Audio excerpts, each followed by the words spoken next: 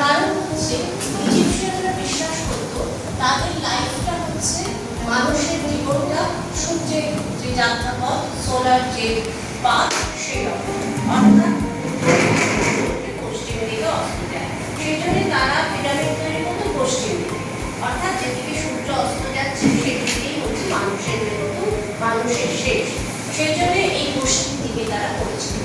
একটা সময় হিস্টোরিয়ানরা বলতেন পশ্চিম দিকে এই পাথর পাওয়া যায় না, এই পাথর পশ্চিম দিকে পাওয়া যায় না, তারা পূর্ব দিক থেকে নিয়ে আসতো এবং কিভাবে নিয়ে আসতো সেটা খুবই আশ্চর্য। এখন ইতিহাসকেরা বলেন যে না, পশ্চিম দিকেও পাওয়া যেত এবং সাধারণত যেটা হতো, নারীদের প্রতি বছর সাংঘাতিক বন্যা হতো, সেই বন্যার তোড়ে পাথরগুলো ওই দিকে এসে নারীদের ফিরে এসে জমা।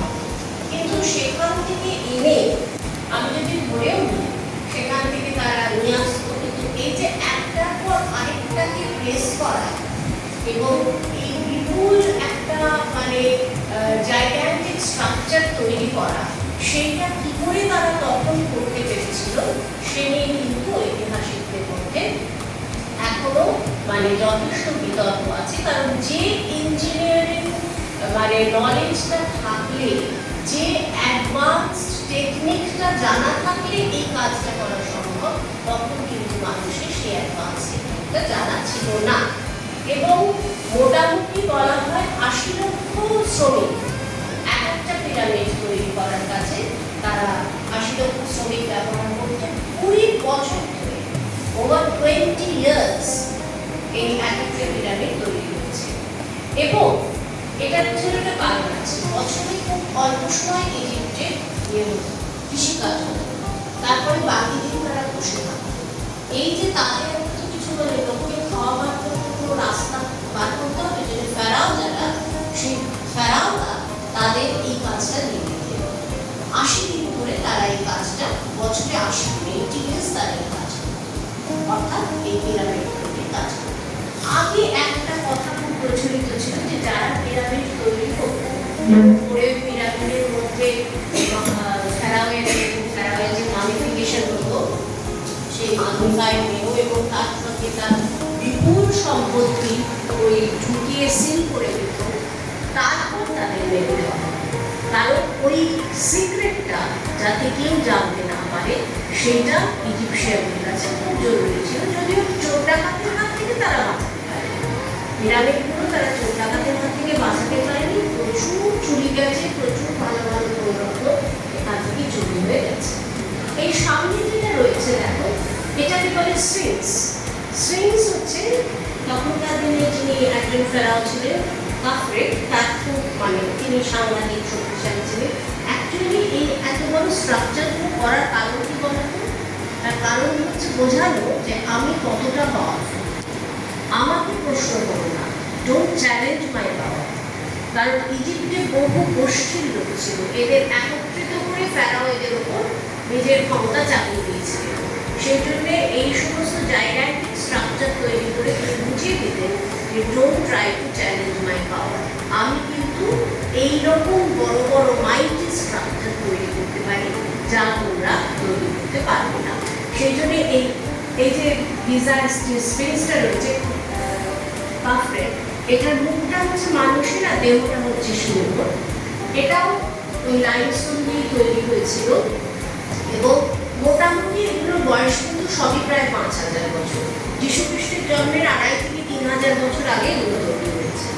এবং এই যেহেতু দিনের পর দিন সাহারা মরুভূমি এগিয়েছে, যখন এখানে ইজিপশিয়ান সিভিলাইজেশন ছিল তখন সাহারা মরুভূমি ছিল না, আরও এগিয়েছে। এখন এটা মরুভূমির মধ্যে পড়ে, ফলত প্রচুর তোমরা যেমন বালির ঝড় হয়, বালির ঝড় হয় বলে সাংঘাতিক ইরোশন হয়। ওই যে দেখছো স্ফিংসের নাকটা নেই, নাকটা পোতা হয়ে গেছে। এটা নিয়ে অনেকে বলেন যে নেপোলিয়ন যখন ইজিপ্টে আক্রমণ করেছে তিনি নাকটা ভেঙে দিয়েছিলেন, কিন্তু তা নয়, নাকটা অনেক আগেই ভেঙে দিয়েছিল। কিন্তু যেটা হচ্ছে সেটা হচ্ছে কন্টিনিউয়াস ইরোশনের ফলে স্ট্রাকচারটা আস্তে আস্তে এই স্ট্রাকচারের যে আপার পার্টটা সেটা ইরোডেড হয়ে যাচ্ছে। কিন্তু এই যে পাশে এই যে একটা স্কার্ফের মতন জিনিস দেখবে, এটা কিন্তু স্কার্ফ না, এটা হচ্ছে সিংহের কেশর। সিংহ তো একটা সাংঘাতিক ইউরোপ আফ্রিকার সিংহ হচ্ছে মানে প্রাণীদের রাজা। সুতরাং আফ্রিকা যখন যেখানে কনসার্ন সেখানে সিংহ মানে পাওয়ার, সিংহ মানে হচ্ছে strength। ইজিপ্টের প্রসঙ্গে আমি আরেকজন মানে একজন ফেরাওয়ের কথা বলবো, তিনি হচ্ছেন টুটেনখামেন। টুটেনখামেনের নাম তোমরা শুনে থাকবে। 18 বছর বয়সে তিনি মারা যান। তার মতন বড় লোক ফেরাও ইজিপ্টের ইতিহাসে আর পাওয়া যায় না। এবং 18 বছর বয়সে তিনি আগে মনে করা হতো তাকে, যেহেতু মামিফাইড বডিটা পাওয়া গেছে, সেই টুটেনখামেন যখন রাজা হয়েছেন তখন কিন্তু পিরামিড তৈরির যুগ শেষ হয়ে গেছে। পিরামিড তৈরির যুগ কিন্তু বেশি দিন ছিল না, ফেরাওরা খুব বেশি দিন ওই পিরামিড তৈরি করেনি।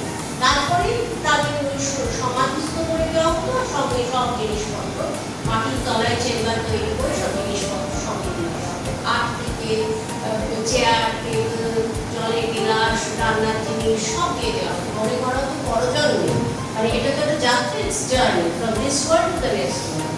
বড় যে নেক্সট ওয়ার্ল্ডে গিয়ে ওগুলো সব কাজে লাগবে, সেই জন্য ওগুলো সঙ্গে দিয়ে দেওয়া হতো এবং ওগুলো সব শোনা। উনি কিন্তু মানে সলিড, এখানে কোনো মানে ওই হলো বড় কোনো ব্যাপার না। এই যে সমস্ত সলিড, একটু অন্ধকার ছবিগুলো, এগুলো কিন্তু সমস্ত সলিড সোনার স্ট্রাকচার, সোনার জিনিস। কোনোটা কেরো মিউজিয়ামে আছে, অনেকটা ব্রিটিশ মিউজিয়ামে আছে। তো এই টুটেনখামেন 18 বছর বয়সে আগে মনে করা হতো তার মানে এতটাই তিনি শক্তিশালী, পাওয়ারফুল এবং রিচ ছিলেন যে তাকে খুন করা হয়েছে, কারণ তার মাথার খুলিতে আঘাতের চিহ্ন পাওয়া গেছে। কিন্তু পরবর্তীকালে যারা হিস্টোরিয়ান, যারা গবেষণা করেছেন, তারা করে এক্সরে করে ওই মামিফাইড বডির উপর এক্সরে করে দেখেছেন যে হাঁটু এবং থাইয়ের হাড় ভেঙে গিয়েছিল, ফ্র্যাকচার হয়েছিল এবং স্কালে ফ্র্যাকচার হয়েছিল। এটা অনুমান করা হয় যে খুব তীব্র গতিতে হাই স্পিডে চ্যারিয়ট বা রথে করে আসছিলেন, সেখানে তিনি ছিটকে পড়ে যান। সে ছিটকে পড়ে গিয়ে ওনার হাঁটু এবং থাই ইঞ্জুরি হয়, স্কাল ইঞ্জুরি হয়। এছাড়া সেই সময় ইজিপ্টে ভীষণ ম্যালেরিয়া এবং ওনার ম্যালেরিয়াও হয়েছিল। যাই হোক, এই কারণে তিনি অল্প বয়সে মারা গেলেন এবং পাছে তার জিনিসপত্রকেও খুঁজে পায়।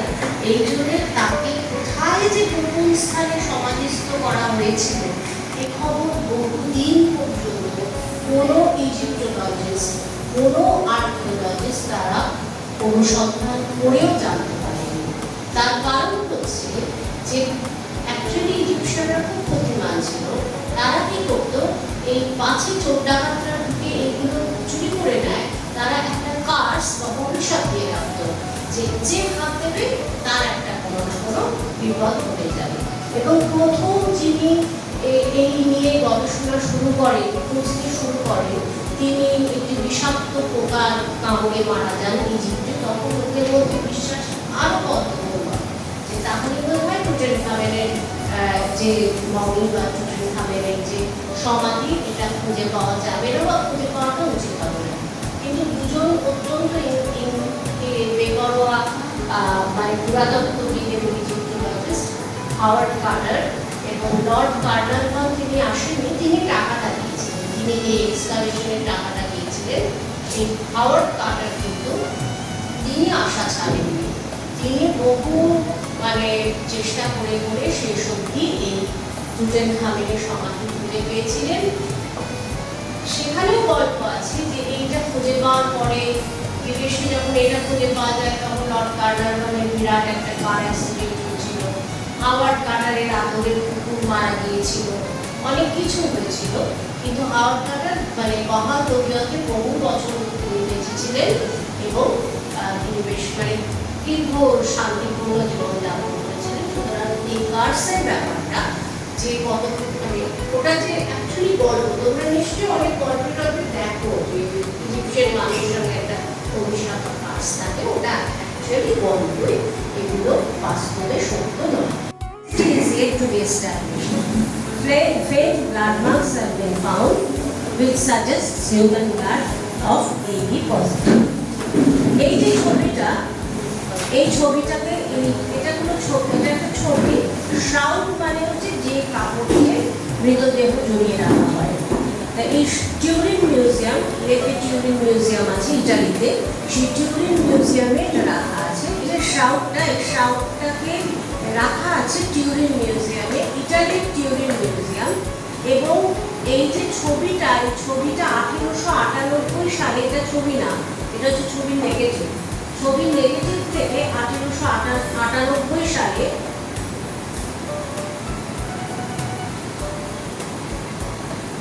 এই চেহারাটা উদ্ধার করা হয়েছে। বোঝা যাচ্ছে? একটা মুখ, তাতে দাঁড়িয়ে রয়েছে, চোখ আছে, বেশ বড় চুল, এবং মানে সব থেকে মুখটা দেখতে পাচ্ছেন বেশ হেলদি বডি। 13th সেঞ্চুরি থেকে church 13th century onwards church এটা প্রচার করতে শুরু করে যে এটা হচ্ছে যীশু খ্রিস্টের সেই শ্রাউট, সেই কাপড় যেটা দিয়ে মৃত্যুর পর যীশু খ্রিস্টকে মুড়ে রাখা হয়েছে।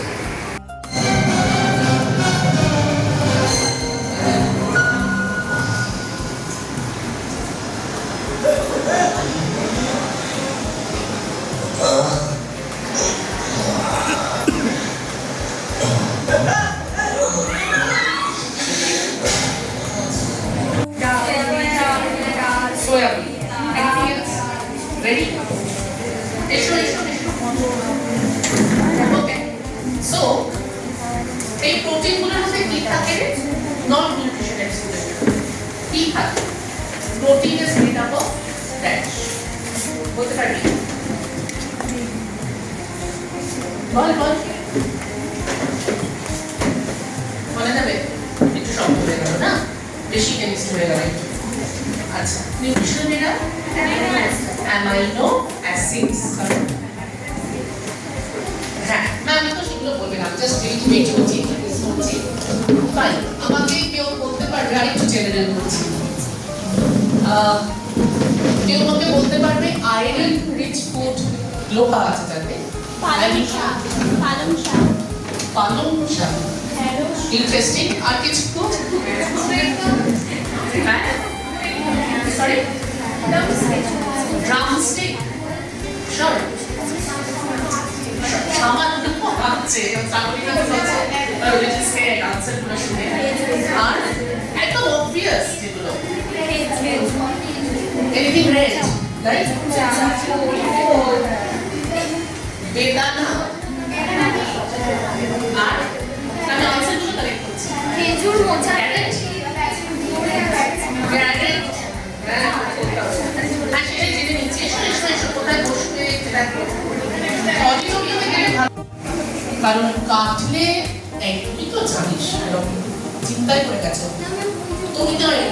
থোর মোচা কুকুর যদি কেটে যে লালচে রংটা বেরোয়, যেটা মানুষ ভাবে iron, it is not iron. কি ওটা নিউট্রিশনের বাচ্চারা বলো? ওরা জানিস, বহুবার ক্লাসে পড়ে। কি ওটা? কাটলে যে লালচে রং, ইনফ্যাক্ট চা শাড়িতে পরলে লালচে হয়ে যায়, ইট ইজ নট আয়রন। কি শুনতে পেলাম? কি বলি? Tannic acid. ইয়েস, আর ট্যানিক অ্যাসিড আয়রন অ্যাবজর্পশন কমায়। তোর মোচা ডুমুর আয়রনের সোর্স তো নয়, উল্টে আয়রনের অ্যাবজর্পশন কমায়, রাইট? এখানে কতজন সকালে রোগা হওয়ার জন্য গরম জল মধু খাও? আচ্ছা, মধু is almost equivalent in calories to চিনি, almost কেন same. শুধু লেবু দিয়ে খাই। That is fine, but কেন রোগা হবো লেবুতে? সেটা থাকে ভিটামিন সি গরম জলে, গরম জলে দিচ্ছি, গরম জলে ভিটামিন সি 0। ইনফ্যাক্ট লেবু কেটে এখানে রাখলে এই গরমকালে 50% লস, ইফ নট 0। যদি আরো গরম পড়ে আরো একদম গেল। তাই ঠিক খাবার আগে লেবু ফ্রেশ কেটে, তবে যদি ভিটামিন সি এর জন্য খাও, টেস্টের জন্য খেলে আমার কিছু বলার নেই। Getting my point? So we are going back to লেবু আর গরম জল কেন রোগা করে বলো? নিউট্রিশন।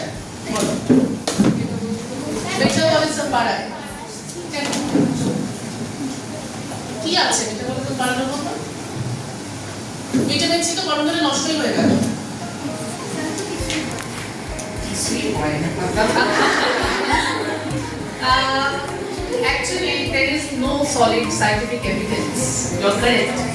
যে পেট কমাবে কি হয় বলতো বেসিক্যালি স্যাটাইটি ভ্যালু হয়, পেটটা ভরে যায়। এক গ্লাস জল খেলে you are naturally consuming somewhat less of the food, but গরম জলে the food does not burn because vitamin C is C. খেতে পারো বলছি না কোনো ক্ষতি নেই, but obviously you can think about it. কিছু খাবার আগে জিনিসটাকে ভাববে, ফুচকা মানেই সেটা খারাপ নয়। ফুচকা কি খারাপ? যারা আমার দেখেছে তারা সবাই জানে আমি ফুচকা ভীষণ ভালোবাসি। ফুচকা খারাপ নয়। কেন খারাপ হতে পারে? যদি নোংরা জল হয়, খোঁজ করার আগে yes only hygiene and sanitation. In fact, ফুচকার জলে যেহেতু ট্যামারিন্ড আছে, তেঁতুল, লেবু আছে, আর acidic bacteria, acidic pH grow করে না। কিন্তু সে ডাল বন্ধ করে দিয়েছে, ছানা বন্ধ করে দিয়েছে, আরো যেগুলো দিয়ে দর হয় না সেই সব বন্ধ করে দিয়েছে। তাহলে আমাদের কি করতে হবে? প্রথম আগে জল খেতে হবে। যে আমরা প্রোটিন ইনটেক করেছি, জল খেতে হবে। কার্বোহাইড্রেট করছি, তাতেও জল খেতে হবে। ফ্যাট নিচ্ছি, ফ্যাটের সাথে আমাদের একটা ইমালসিফিকেশন হয়। কিন্তু প্রোটিন আর কার্বোহাইড্রেটকে আমার যদি ডায়েটের সাথে সাহায্য করতে হয়, তাহলে জল আমার দরকার। জলে যে H2O, সেই যে কেমিক্যাল রিঅ্যাকশন, আমরা জানছি না জল খাচ্ছি, কিন্তু বডির ভেতরের পার্টস কিন্তু জানছে না, সে বায়ো মলিকিউলসগুলো চিনছে। হাইড্রোজেন, অক্সিজেন, সালফার, নাইট্রোজেন এগুলো চিনছে। সে চেনেই না ভাত খাচ্ছ না রুটি খাচ্ছ না জল খাচ্ছ না চিকেন খাচ্ছ, কিচ্ছু চেনে না। ঠিক আছে? তাহলে সেই বায়ো মলিকিউলসগুলো গিয়ে ভেতরে রিঅ্যাকশন হচ্ছে। ওই জন্যই তোমরা বায়োকেমিস্ট্রিটাকে পড়ো, তাই তো? বায়োকেমিস্ট্রির এখানেই গুরুত্ব, যে তোমরা যেখানেই যত দূর পর্যন্ত যাও না কেন, যারা নিউট্রিশনের মেয়েরা, যারা কেমিস্ট্রি পড়েছো, এখানে তাদের গুরুত্ব। তারা একটা আননোন ডিজিজ যদি তোমার কাছে আসে, তুমি যদি প্রপার বায়োকেমিস্ট্রি তোমার কাছে ক্লিয়ার থাকে, তোমার যদি ফিজিওলজিটা ক্লিয়ার থাকে, তাহলে তুমি খুব সুন্দরভাবে তাকে হ্যান্ডেল করতে পারবে। কারণ তোমার বেসিক নলেজটা তৈরি হয়ে আছে। গ্লাইকোলাইসিস, ফেস সাইকেল, এগুলো যদি তোমার ক্লিয়ার হয়ে থাকে, অটোমেটিক্যালি তুমি সেটাকে কন্ট্রোল করতে পারবে। তারপরে কি রয়েছে? Proper slip. যে আমরা সবাই জানি, শুধু নিউট্রিশন না, সবাই জানি সত্যি রেস্ট হয় তাহলে খুব তাড়াতাড়ি আমরা রিকভার করি। সে সাধারণ ভাইরাল ফিভার হোক, ব্যাকটেরিয়াল ফিভার হোক, যে কোনো রোগ হোক না কেন, তাহলে আমরা খুব তাড়াতাড়ি সার্ভাইভ করি। যখন কারোর কোনো প্রবলেম হয়, ধরে নাও আইবিএস এর পেশেন্ট, কারণ শুনেছো? তাহলে আইবিএস এর পেশেন্ট যখন হঠাৎ করে তার বাড়াবাড়ি হলো, তাকে একটাই কথা আমি বলে থাকি যে অন্তত 2-3 দিন একটু রেস্ট নাও, একটু কাজের থেকে ছুটি নাও, 2-3 দিন রেস্ট নাও, এক সপ্তাহের মধ্যে তুমি আবার ফিট অ্যান্ড ফাইন হয়ে যাবে। আর যদি না নাও, তাহলে কন্টিনিউ চলতে থাকবে, কখন আবার এটাকে কন্ট্রোল হবে আমার হাতে আর কিছু নেই। কারণ রেস্ট না হলে আমাদের ব্রেন হেলথও আমাদের রেস্ট পায় না। তাহলে আমরা ফুডটাকে ভালো করে যদি না ধুয়েই আমরা যদি সেটাকে খাই, রান্না করি, কাটি, তাহলে সেখান থেকেই আমার সেটা পারফরমেশন হয় যে আমাদের ফুডের বাইরের স্কিনটাতে নোংরা রয়েছে, তাই? আলুর স্কিনটাতে নোংরা থাকে, তাই না? পেঁয়াজের খোসাটার উপরে কষ্ট হয়েছে, আমারও কষ্ট হচ্ছে, একদিনে কি চেঞ্জ হয়? আজ 17 বছর পেরিয়ে আজ চেঞ্জ হয়েছে। যে আগে ভালো করে ধুয়ে আর কেটো না। এবার তুমি কি করছো? রান্না করছো, সেখানে ঢেকে রান্না করো। যে ইউটেনসিলটা রয়েছে সেটাকে ভালো করে ধোও, যে চপিং বোর্ডটা রয়েছে সেটাকে ভালো করে ধোও। এখন আবার একটা ট্রেন্ডে হয়েছে যে এতদিন প্লাস্টিকের চপিং বোর্ডটা ইউজ করা হতো, তাই না? এখন বলা হচ্ছে প্লাস্টিকটা নয়, এটা ক্ষতি করছে, আমরা বুঝতে পারছি না। এত সূক্ষ্মভাবে ক্ষতি করে আমরা চট করে বুঝতে পারি না। আমরা অনেকদিন পরে গিয়ে সেটাকে ভাবি যে না, এটা থেকে হয়তো হয়েছে। আমরা ফুড থেকে আমরা যতটা ভালো হতে পারি, ফুড আমরা যদি রং প্রসেসে খাই, আমাদের খারাপও হতে পারে, সবটাই হতে পারে। তাহলে আমরা কিভাবে সেটাকে গ্রহণ করছি, কিভাবে সেটাকে খাচ্ছি, সেটাও ডিপেন্ড করছে। এটা একটা হাইজিন, ফুড হাইজিন। তাহলে তার সাথে আর কি হচ্ছে, আমরা যখন কাটছি, আমাদের ইউটেনসিল বললাম, আমরা চারপাশে ডাস্টারগুলোকে, যে মপিং ডাস্টার, সেটাকে আমরা বলছি, সেটাকে পরিষ্কার করা। আমরা যে নাইফটা দিয়ে কাটছি সেটাকে পরিষ্কার রাখা, আমাদের হ্যান্ড পরিষ্কার রাখা। যে আমরা খাচ্ছি, আমাদের এইখানে নেল রয়েছে, আমার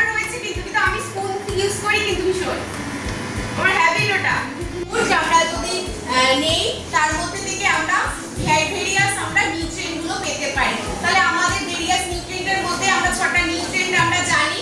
6টা nutrient carbohydrate, protein, fat, vitamins, minerals and fibre, water. সবার শেষে আমরা ওয়াটারটাও জানছি, তাই তো? তাহলে এবার দেখো এখানটায় এই যে ম্যাডাম কিছুক্ষণ আগে বলে গেলেন না প্রোটিন আমাদের কি কাজে লাগে। তাহলে এই যে হেল্প, গ্রো এন্ড রিপেয়ার। তাহলে ওই রিপেয়ারটা করছি আমি রেসপিরেশন করলে, নয় কিছু করবে না। আমি জিম করছি, প্রোটিন নিচ্ছি, এক্সারসাইজ করছি, কিন্তু আমি রেসপিরেশন করছি না। রেসপিরেশনের একটা টাইম রয়েছে, সেটা আমরা পরে আলোচনা করব আবার।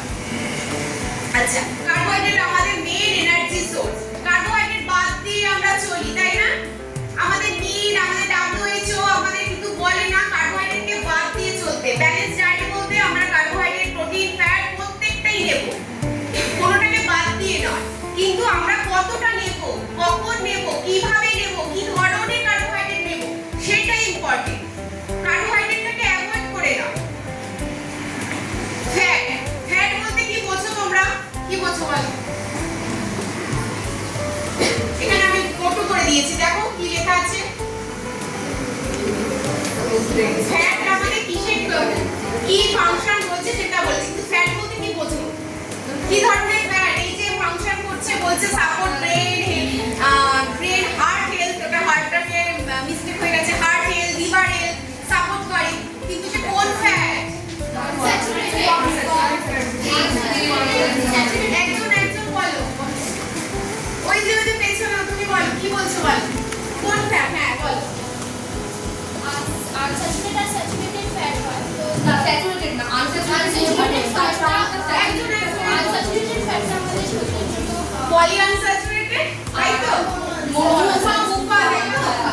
স্যাচুরেটেড ফ্যাট খুব খারাপ, খুব খারাপ না, বেশি আমরা আনস্যাচুরেটেড কম্পারিজনে দেখি ওটা বেশি। একদম একদম। তাহলে এখানটার ফ্যাট বলতে হেলদি ফ্যাটের কথা সবার আগে বলা হয়, যে হেলদি ফ্যাটকে কি বলে? Essential fat. সেই এসেনশিয়াল ফ্যাটের মেইন সোর্সটা কি বলো তো? হ্যাঁ, HDL কোলেস্টেরল। হ্যাঁ, HDL তো ওটা তো ব্লাড রিপোর্টে কোথাও আসছে তো বুঝলাম, কিন্তু মেইন সোর্স আমাদের ফ্যাটের যে আমরা এসেনশিয়াল ফ্যাটটাকে বলছি, আর কি টার্ম জানো? ওমেগা 3 ফ্যাটি অ্যাসিড তাহলে সেটা এসেনশিয়াল অয়েল থেকেই আসছে, এসেনশিয়াল ফ্যাট থেকে আসছে। তাহলে সেটা এসেনশিয়াল ফ্যাটটা কি আমাদের ওমেগা 3 কুফা তো? তাহলে ভুলে যাই না। তা আমরা সবই জানি, কিন্তু হঠাৎ করে জিজ্ঞেস করলে বা হঠাৎ করে আমরা কিছু নিজেরাই বলে ভুলে যাচ্ছি। তো এটাকে ক্লিয়ার রাখতে হবে যে কুফা তাকেই আমরা ওমেগা 3 বলছি, তারও কিছু ভাগ রয়েছে, ডিএইচএ, ইপিএ, এগুলো না, এগুলো সবই এসেনশিয়াল। তাহলে এই এসেনশিয়ালের ফ্যাটগুলো আমাদের খাবার মাধ্যমে নিতে হবে, সেগুলো কুকিং অয়েল থেকে কিন্তু নয়। ফ্যাট আমাদের গুরুত্বপূর্ণ, কিন্তু আমাদের কুকিং অয়েলটা যেটুকু দরকার সেটুকু, তার বেশি আমরা যতই কুকিং অয়েল থেকে ফ্যাট নেই, সেটা কিন্তু ওই যে এলডিএল কে বাড়াবে, ট্রাইগ্লিসারাইড কে বাড়িয়ে রাখবে। তাহলে আমরা আসল ফ্যাটটাকে বংশ কম করে দেই, আমরা যেটা আমার ক্ষতিকারক সেটা নিতে থাকি। আচ্ছা, রেডি করছিলাম সেই সময়টা আমি অনেকদিন পরে এটা বললাম যে বাটিতে আমি কিছু খাবার নিয়ে বসেছিলাম, যেটুকু আমার অ্যামাউন্ট তার থেকে আমি এক্সট্রাই খেয়েছিলাম, কিন্তু তাতে কি লাভ হলো? আমার পরের খাবারের টাইমটাতে ওভার ইটিং করে ফেলেছিলাম। আমি যেটা খেয়েছিলাম আমার অল্প খেয়ে যেটা আমার পেট ভরে যাওয়ার কথা, সেটা আমি ফিল করছিলাম না। ভালো লাগছিল বেশ, খেয়ে যাচ্ছিলাম স্পুন দিয়ে, ঠিক আছে, আর তার সাথে সাথে কাজ করে যাচ্ছিলাম, টাইপ করে যাচ্ছিলাম। কখন প্যাকেটটা শেষ হয়ে গেছে, ঠিক আছে? তাহলে এরকম করে করাটা যাবে না। তাহলে নিজের ভুলগুলো থেকে নিজেকে শিখতে হবে সবার আগে, তাহলেই তুমি আরেকজনের ভুলটাকে ঠিক করতে পারবে। একদিন কিচ্ছু হয় না। মেইনটেইন প্রপার পোর্শন সাইজ, তাহলে সেটা আমরা আবার পরে আমরা ছবি দিয়ে বুঝবো। ড্রিঙ্কিং এনাফ ওয়াটার বলেছি, এটা আবার রিপিট হয়েছে। আর নুডলস, পাস্তা, এগুলোকে আমরা মুখরোচে একদিন দুদিন খেতে পারি, কিন্তু রোজ রোজ নয়। এটা রোজ রোজ যদি আমরা হেলদি কোনো অপশন দিয়েও সেটাকে অ্যাড করে নিতে পারি, যে আমরা অনেক ভেজিটেবলস দিচ্ছি, আমরা কোনো প্রোটিন অ্যাড করছি, কিন্তু আমরা রিফাইন্ড তো খাচ্ছি। তাহলে রোজ রোজ না হলে মাঝে মধ্যে হতে পারে, কারণ বাইরে যারা এগুলো বিজনেস করছে তাদের অবস্থা খারাপ হয়ে যাবে, তাই না? তাহলে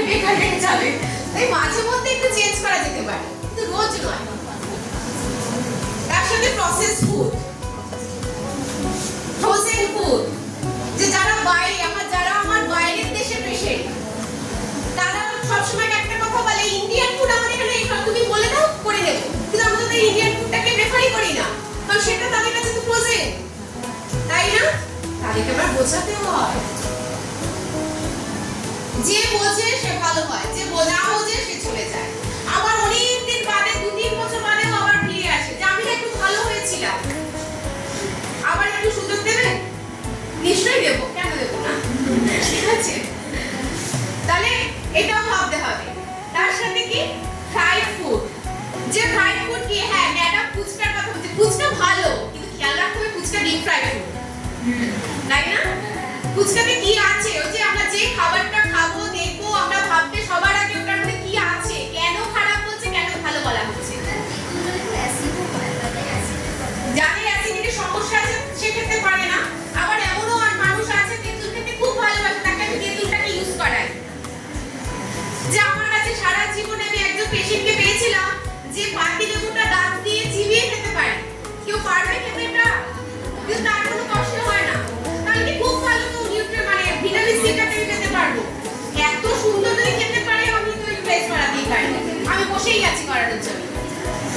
তাহলে আমাদের দেখতে হবে সেই যে আমার সামনে আসছে ট্রিটমেন্টের জন্য, পরবর্তীকালে তোমরা পাস আউট হবে, তোমরা করবে, সে অ্যাজ এ টিচার বলো, অ্যাজ এ ক্লিনিক্যাল ডায়েটিশিয়ান বলো, যেখানেই তোমরা যাও না কেন, তোমাদের নিজেদের আগে বুঝতে হবে, আগে নিজে আমি কি রকম চলতে পারছি, নিজে কি করতে পারছি, তাহলেই আমরা আমাদের অপোজিটে যে আছে তাকে আমরা ট্রিট করতে পারবো।